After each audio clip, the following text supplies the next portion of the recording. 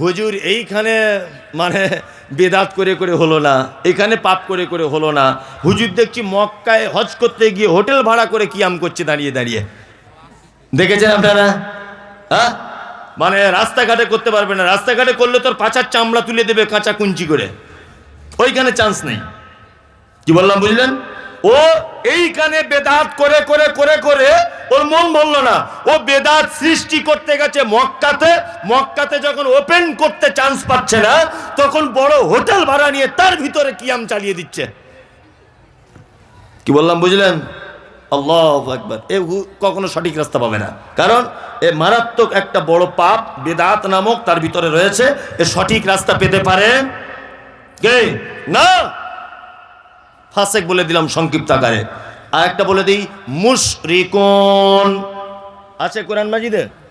কাদের বলে? মুশরিকুন কাদের? না না না, আমি বলে দিই। আসলে আপনারা বললে কি মতভেদ হবে, এক এক রকম এক একজন বলবে, ওই জন্য আমি বলে দিই। যদি বলছেন আপনারটাই কি সঠিক, আমি তো এখানে তো সব বোকা লোক বসে নেই, বোকা লোক তো নেই। আর সোশ্যাল মিডিয়া তো এখন মানে হাজার হাজার মানুষ দেখছে, তাই না? তাহলে সবাই যে বোকা, আমি যে একা জ্ঞানী তা তো নয় না। তার মানে আমিও পড়াশুনো করে, গবেষণা করে, চিন্তা ভাবনা করে, বড় লেখকদের বই পড়ে, বড় ওলামাদের কাছে শুনে, তথ্য সহকারে যাচাই বাছাই করে তবে বলছি এখানে। আপনি আমার কথা সহজে কাটতে পারবেন না। কি বললাম বুঝলেন? একদম সহজে কাটতে পারবেন না। এক, হিন্দু, খুব মনোযোগ দিয়ে শুনুন, হিন্দু এ মুশরিক নয়। এ কি? মুশরিক নয়।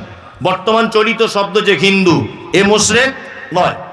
কারণ এর ব্যাপারে শব্দ এসেছে, সেটা হচ্ছে সাবেঈ। সাবেঈ হলো তারা যারা এক আল্লাহকে আল্লাহ বলে বিশ্বাস করে এবং এক একটা দেবদেবীকে এক এক রকমের আলাদা আলাদা ক্ষমতা আছে এই বিশ্বাসও করে। এর নাম হচ্ছে সাবেঈ, যেটা আমাদের বর্তমান হিন্দু নামক নামে পরিচিত। একটা হিন্দু ভাইকে বলবেন, ওরে বাবা এত শীত, ও তখন বলবে ভগবান দিলে আর কি করা যাবে, একজন উপরে তো আছে, বলবে না? আকাশ থেকে খুব বৃষ্টি হচ্ছে, একটা হিন্দু কাকুকে বলুন, কাকু এত বৃষ্টি কে দেয়? বলছে উপরওয়ালা, বলে না? তার মানে ওর এটা বিশ্বাস যে উপরে একজন স্রষ্টা আছে। তারপরেও দেখবেন যারা স্কুলের স্টুডেন্ট, তারা দেখবেন সরস্বতী মায়ের পূজা করে, করে না? স্কুলে সরস্বতী পূজা হয় না? তার মানে অভিভাবকদের একটা দাবি এটা হচ্ছে এই যে বিদ্যার ডিপার্টমেন্টটা ওই সরস্বতীর হাতে আছে। মানে আমার ছেলে ফার্স্ট হবে না সেকেন্ড হবে, আমার ছেলে মাইকেল মধুসূদন হবে না গোপাল ভাঁড় হবে, এই ডিপার্টমেন্টটা ওর হাতে আছে। আর যারা দেখবেন লোহা লক্কুরের ব্যবসা করে, তারা কি পূজা করে? বিশ্বকর্মা। তার মানে ওরা জানে যে এই লোহার ব্যাপারটা ডিপার্টমেন্টটা এটা বিশ্বকর্মার হাতে আছে। ভালো করে বুঝবেন। হিন্দু লোক পুকুরে স্নান করতে গেল, স্নান করতে গিয়ে দেখবেন এইরকম করছে, করে না? আমি কিন্তু কোনো ধর্মকে ছোট করছি না, জাস্ট বোঝানোর জন্য বলছি। এরকম করছে, তার মানে হিন্দু শাস্ত্রের একটা দাবি সেটা হচ্ছে এই, সারা পৃথিবীতে রাম, রহিম, হারুন, যদু, মধু, চ্যাটার্জি, ব্যানার্জি, মুখোপাধ্যায় যত মানুষের আবির্ভাব আর কি, প্রতিটা মানুষ গঙ্গা দেবীর সন্তান। এটা হিন্দু ভাইদের একটা ধারণা। ওই জন্য ওরা জানে গঙ্গায় তো যেতে পারিনি, গ্রামের পুকুরে স্নান করছি, ওই জন্য গঙ্গা দেবীকে একবার প্রণাম করে বলি, মা গঙ্গা দেবী, হায়াত মত তোমার হাতে ডিপেন্ড করছে, দয়া করে আর 5 বছর টাইম দাও, এটা তোমার হাতেই আছে। এটা ওর বিশ্বাস আছে না? নেই? আছে। এ হচ্ছে সাবেঈ, এ মুশরিক নয়। আমাদের কথিত যে হিন্দু আছে এরা কেউ মুশরিক নয়, এরা সাবেঈ। কি বললাম বুঝলেন? মুশরিক কারা? ইহুদি, এদের ভিতরে মুশরিক নেই। খ্রিস্টান, এদের ভিতরে মুশরিক নেই। মুশরিক আমাদের ভিতরে। মুশরিক আলাদা কোনো দলের নাম নয়, এটা মাথায় রাখবেন। এই ব্যাপারটা আজ পর্যন্ত আলেম ওলামারা সহজ ক্লিয়ার করে বলেনি। যদি বলছেন আপনি বলছেন আপনারটাই ঠিক, আমার ঠিক বলছি না, তবে আমি যেটা বলছি এই ব্যাপারে আপনি তদন্ত করুন, এটা আপনার কাছে অনুরোধ। মুশরিক আলাদা কোনো সাবজেক্ট, আলাদা কোনো দল নয়।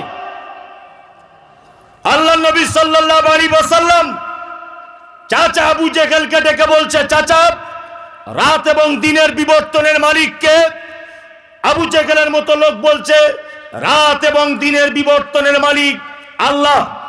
কাবার মালিক কে? কাবার মালিক আল্লাহ। সুস্থতা ও সুস্থতার মালিক কে? আল্লাহ। তাহলে চাচা তুমি কেন আল্লাহকে বিশ্বাস করো না?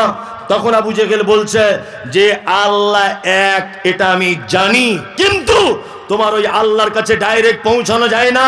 এই 360টা দেবদেবীর মাধ্যমে তোমার আল্লাহকে ডাকতে হবে, তাছাড়া আল্লাহ সাড়া দেবে না। আমি মুমতাজুল ইসলাম বলছি, সারা পশ্চিম বাংলাতে এই রকম মুসলমান এখনো পর্যন্ত আছে, যাদের ধারণা, যাদের চিন্তা ভাবনা, যাদের আকীদা, যাদের বিশ্বাস আল্লাহকে ডাইরেক্ট ডাকা যায় না, ওই হুজুরের মাধ্যমে আল্লাহকে পেতে হয়, মাজারের মাধ্যমে আল্লাহকে পেতে হয়। ও হচ্ছে মুশরিক। ওকে মুশরিক। রামসাম যদু মধু চ্যাটার্জি ব্যানার্জি এরা মুশরিক নয়। মুশরিক হচ্ছে নামকে ওয়াস্তে মুসলমান, মাজার পূজা, সাইফুল, আশরাফুল, খলিল, এরা হচ্ছে যারা মাজার পূজা, ওর কাছে গিয়ে যেখানে সেখানে সেজদা দিচ্ছে, আল্লাহকে পাবার মাধ্যম হিসাবে কাউকে ব্যবহার করছে, এ হচ্ছে টাটকা মুশরিক। বুঝাতে পেরেছি আপনাকে?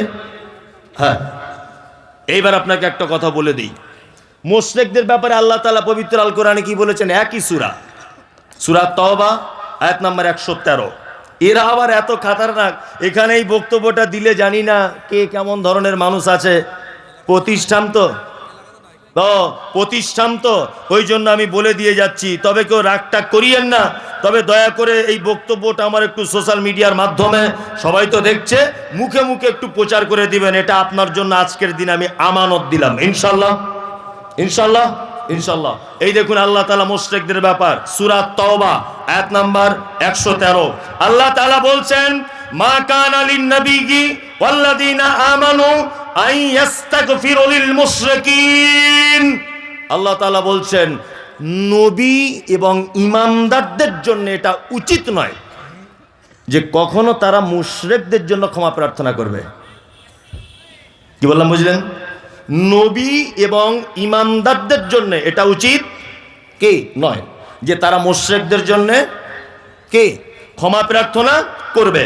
আল্লাহ তাআলা তারপরে আবার বলছেন, কি বলছেন? ওয়ালাউ কানু উলি কুরবা, যদি সেই মুশরিকটা তোমার নিকট আত্মীয় হয় তবুও। এই আলহামদুলিল্লাহ, আল্লাহ আপনাকে 4টে বেটি দিয়েছে, খুব ভালো জিনিস। বেটি হচ্ছে আল্লাহর পক্ষ থেকে বড় এক নিয়ামত।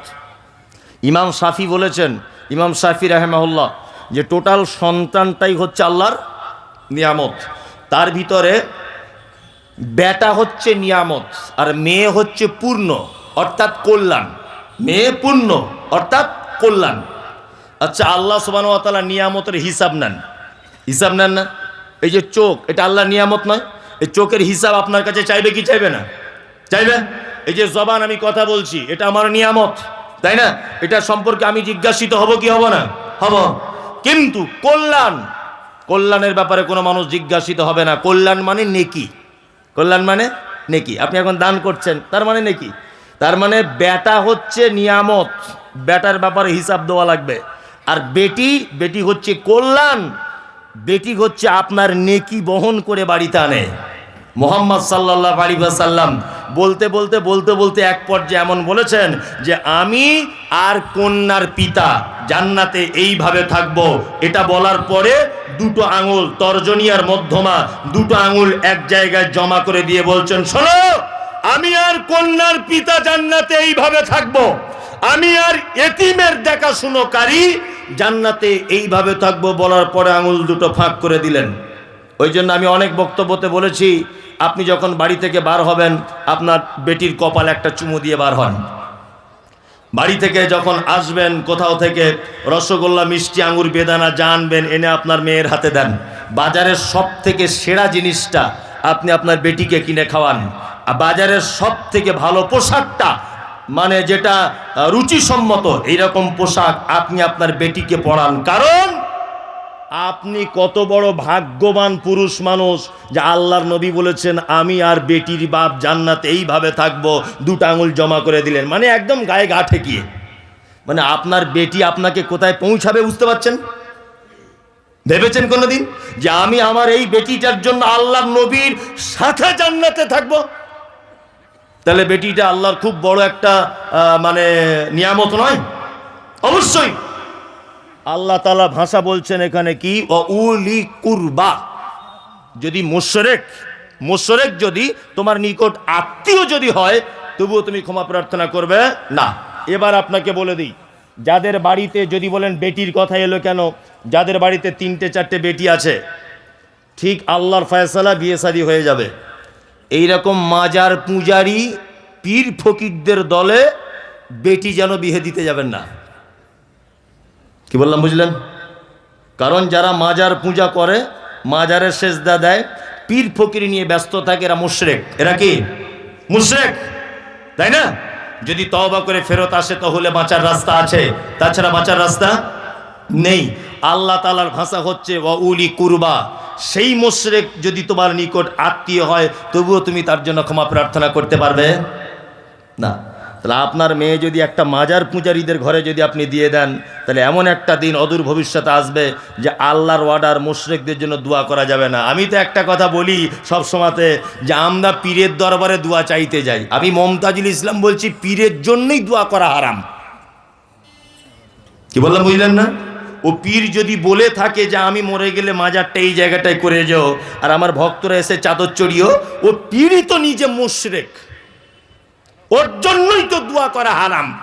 তা মানুষ আবার ওর কাছে দোয়া চাইবে কেমন করে? কি বললাম বুঝলেন না? দুটো জিনিসের সতর্ক বার্তা দিয়ে যাচ্ছি, এগুলো আমি একটাও ফতোয়া দিচ্ছি না। ফতোয়া দেওয়ার মতো যোগ্যতা আমার নেই। আপনাদের প্রতিষ্ঠানের যারা শয়খুল হাদিস আছেন বা অত্র এলাকার কৃতি সন্তান যারা আছেন, ইসলামিক ব্যাপারে খুব বেশি জ্ঞান রাখে, তাদেরকে গিয়ে বলবেন যে মমতাজুল ছোট ভাই এটা বলে গেছে, কথাটা কতটা সত্যতা। আপনাকে একটা কথা বলে দিচ্ছি, দুটো ব্যাপারে খুব সতর্কতা। এক, কোনো মাজার পূজারীদের সঙ্গে আত্মীয়তা করবেন না। দুই, কোনো বেদাতি প্রতিষ্ঠানে 10 টাকা সহযোগিতা করবেন না। কি বললাম বুঝলেন? কোনো বেদাতি প্রতিষ্ঠানে 10 টাকা দিয়ে সহযোগিতা করবেন না। কারণ সাদকায়ে জারিয়া বুঝেন? অবশ্যই বুঝেন। সাদকায়ে জারিয়া মানে মাদ্রাসাতে বিল্ডিংয়ের কাজ হবে, 2 বস্তা সিমেন্ট দিয়ে দিলেন, এটা সাদকায়ে জারিয়া, তাই না? মাদ্রাসাতে একটা কল বসিয়ে দিলেন, এটা সাদকায়ে জারিয়া। এর বিনিময়, এর বেনিফিট কি পাবেন? নেকি। কি পাবেন? নেকি। ঠিক তেমন তার বিপরীত সাদকায়ে জারিয়ার মতো একটা পাপ আছে। গ্রামে কোথাও ক্লাব হচ্ছিল, আপনার কাছে চাঁদা চেয়েছে, ক্লাবের জন্য আপনি 200 টাকা চাঁদা দিলেন। ক্লাবটা যতদিন থাকবে, ওখানে নায়ক নায়িকাদের ড্যান্স হবে, বাচ্চারা ক্যারাম বোর্ড খেলবে, ক্লাব যতদিন থাকবে, কিয়ামত পর্যন্ত যদি থাকে, কিয়ামত পর্যন্ত আপনার আমলনামাতে গুনাহ হতেই থাকবে, হতেই থাকবে।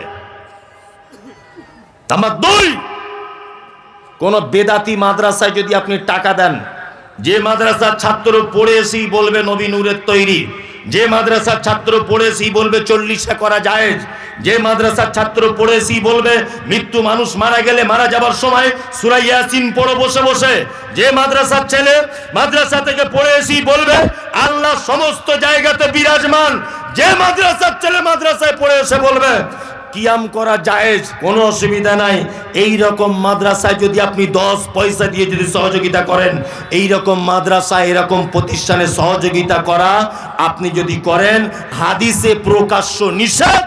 বেদাতি তো খারাপ, খারাপ বেদাতিকে সহযোগিতা করাও অন্যায়। কি বললাম বুঝলেন? টাকা আপনার কোটি কোটি টাকা থাক, এতে আমার কোনো আপত্তি নেই, আপনি দান করুন, তবে বুঝে শুনে করুন।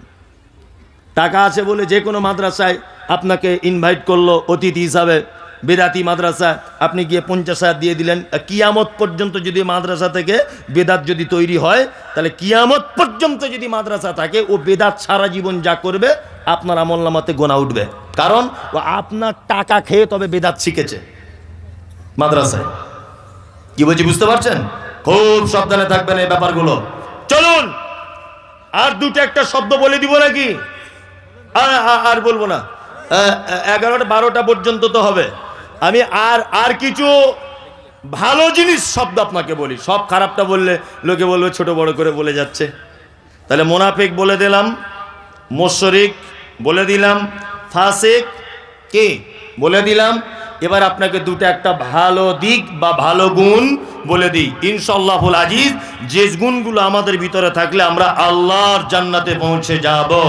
ইনশাআল্লাহ আমরা এই ভালো দিক গ্রহণ করার জন্য প্রস্তুত গ্রহণ করছি ইনশাআল্লাহ। কই কারা কারা গ্রহণ করবেন সবাই ভালো দিকটা?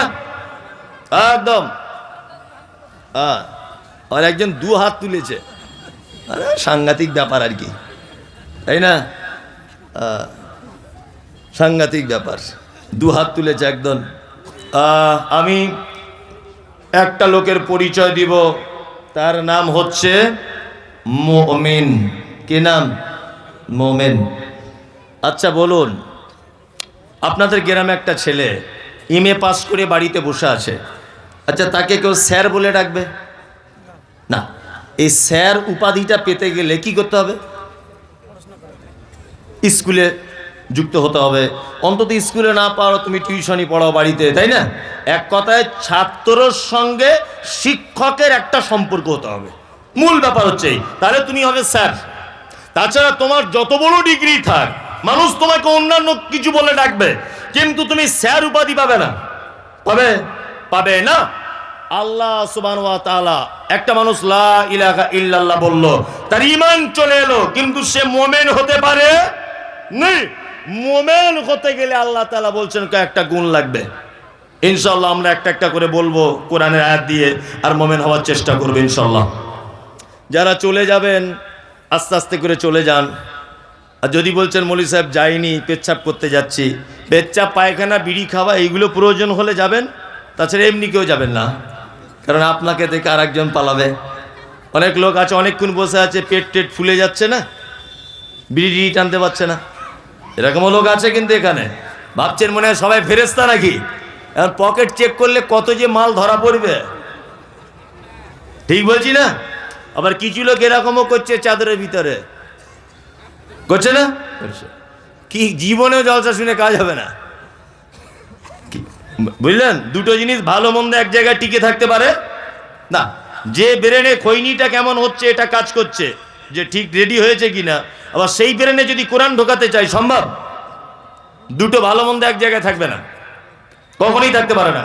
আমি মুমিনের গুণ বলছি, এক, ইন্নামাল মুমিনুনা আল্লাযীনা ইযা যুকিরাল্লাহু ওয়াজিলাত কুলুবুহুম ওয়া ইযা তুলিয়াত আলাইহিম আয়াতুহুম যাদাতুহুম ঈমানা ওয়া আলা রাব্বিহিম ইয়াতাওয়াক্কালুন আল্লাযীনা ইউকিমুনাস সালাতা ওয়া মিম্মা রাযাকনাহুম ইউনফিকুন উলাইকাল মুমিনুনা হাক্কান লাহুম দারাজাতুন ইনদা রাব্বিহিম ওয়া মাগফিরাতুন ওয়া রিজকুন কারীম।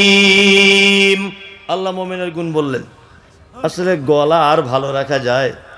সে নভেম্বরের 9 তারিখে বাড়ি থেকে বার হয়ে এসেছি, প্রতিদিন সে সাহারি রাত পর্যন্ত, এটা ভালো রাখা আর সম্ভব নয়। সম্ভব? তাও মিষ্টি খাই না, টক খাই না, হাওয়া লাগাই না, কত কিছু যে করি, তাই না? তারপরেও প্রতিদিন 2 ঘন্টা 2.5 ঘন্টা কোথাও পজিশন বুঝে যেমন হয় বকতে হয়। এরপরে তো অজস্র মানুষের সঙ্গে ফোনে কথা, আর ঠিক রাখা যায় না, খুব চাপ মনে হচ্ছে। তারপরেও আমি ভাঙা কণ্ঠতে আপনাদেরকে কিছু বলছি, বিরক্ত হচ্ছেন না? আল্লাহ বলেন মুমিনের 1 নম্বরের গুণ, ইন্নামাল মুমিনুনা আল্লাযীনা ইযা যুকিরাল্লাহু ওয়াজিলাত কুলুবুহুম। মুমিন হলো তারা যারা রাতের অন্ধকারে পাপ করে, দিনের আলোতে পাপ করে, জনসমক্ষে পাপ করে, একা একা পাপ করে।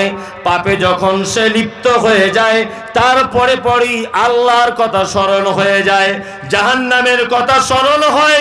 আর ওই লোকটা যদি প্রকৃত পক্ষে মুমিন হয়, আল্লাহ বলে পাপ কাজ করার পরে যখন জাহান্নামের কথা মনে পড়ে যাবে, আমার ভয় চলে আসবে, তখন সে ভয়ে থরথর থরথর করে কাঁপবে। এটা হচ্ছে মুমিনের 1 নম্বরের গুণ। এক নম্বরের গুণ। পাপ করবে, পাপ করার পরে আল্লাহর ভয় চলে আসবে মনে, আল্লাহর কথা স্মরণ হবে যে পৃথিবীর কেউ দেখতে না পাক, আমাকে আল্লাহ দেখেছে। এই কথাগুলো মনে আসার পরে ও সাথে সাথে ভয়ে থর থর থর থর থর থর থর করে কাঁপবে। এটা হচ্ছে মোমেনের এক নম্বরের গুণ। একটা হাদিসের কথা মনে পড়ে গেল, খুব চমৎকার হাদিস, আপনাদেরকে বলি, দেখুন আপনার ঈমান বেড়ে যাবে। একজন মহিলা, খুব প্রসিদ্ধ হাদিস এটা, একজন মহিলা আল্লাহ নবীর কাছে এসে বলছেন, ফাতাকিরিনি ইয়া রাসূলুল্লাহ, হে আল্লাহ রাসূল, আপনি দয়া করে আমাকে একটু পবিত্র করে দেন, পবিত্র করুন। আল্লাহ নবী সাল্লাল্লাহু আলাইহি ওয়াসাল্লাম মুখটাকে ফিরিয়ে নিলেন। মহিলাটি আবার আল্লাহ রাসূলের সামনে গিয়ে বলছেন, আল্লাহ রাসূল, আপনি আমাকে পবিত্র করুন। আল্লাহ রাসূল বলছেন, মহিলা তুমি কি করেছো যে তোমাকে পবিত্র করব? মহিলা তখন বলছেন, আল্লাহ রাসূল, আল্লাহর প্রতি কতটা ভয় দেখুন। মহিলা বলছেন, আল্লাহ রাসূল, মানুষ যেটা বৈধভাবে করে আমি সেটা অবৈধভাবে করেছি, অর্থাৎ আমি ব্যভিচার করেছি। এই দেখুন আমার পেটে বাচ্চা চলে এসেছে।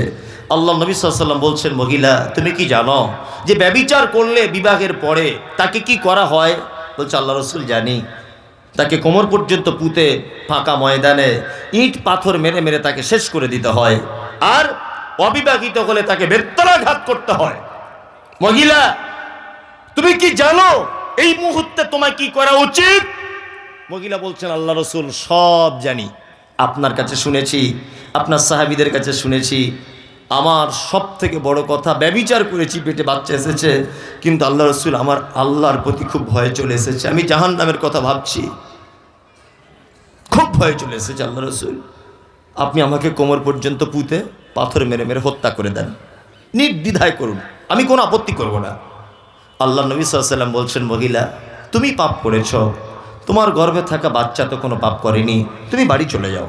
বাড়ি গিয়ে তুমি তোমার বাচ্চা জন্ম দাও, পর্যাপ্ত পরিমাণে যতদিন পর্যন্ত দুধ পান করানোর প্রয়োজন ততদিন দুধ পান করাও। তোমার বাচ্চা যখন রুটি টুটি খেতে শিখবে তখন তুমি আবার আমার কাছে আসবে। কিছুদিন পর মহিলা তার বাচ্চার হাতে একটা রুটি নিয়ে আল্লাহ রসুলের দরবারে এসে বলছেন, আল্লাহ রসুল আপনি আমাকে চিনতে পারছেন? আমি সেই নারী যাকে আপনি ফেরত পাঠিয়ে দিয়েছিলেন। বিশ্বনবী বললেন যে তোমার বাচ্চা কি রুটি খেতে শিখেছে? বলছে, আল্লাহ রসুল হ্যাঁ খেতে শিখেছে রুটি, এই দেখুন। সাহাবীদেরকে আল্লাহ রসুল বললেন, বাচ্চাটাকে নাও। মহিলা বাচ্চা জমা দিলেন। সাহাবীদেরকে বলা হলো, ফাঁকা ময়দানে কোমর পর্যন্ত পাথর, মানে পাথরি জমিন খনন করো, গর্ত করা হলো। গর্ত করার পর মহিলাটি বাচ্চা ছেলেটাকে কোল থেকে নামিয়ে দিয়ে ওই গর্তের দিকে এগিয়ে যাচ্ছে, বারবার যাচ্ছে, গর্ততে গিয়ে পড়েছে, কোমর পর্যন্ত পুঁতে দেওয়া হলো, পাথর মারার কাজ শুরু হয়েছে, খুব পাথর মারা চলছে। খালিদ বিন ওয়ালিদ বলে একজন আল্লাহ রাসূলের সাহাবী, উনি নিজে বলছেন যে আমি এত বড় একটা পাথর ঠিক মহিলাটার মুখ বরাবর ছুঁড়লাম, যখন তার মুখ থেকে রক্ত ছিটকে এসে আমার শরীরে এসে লাগলো।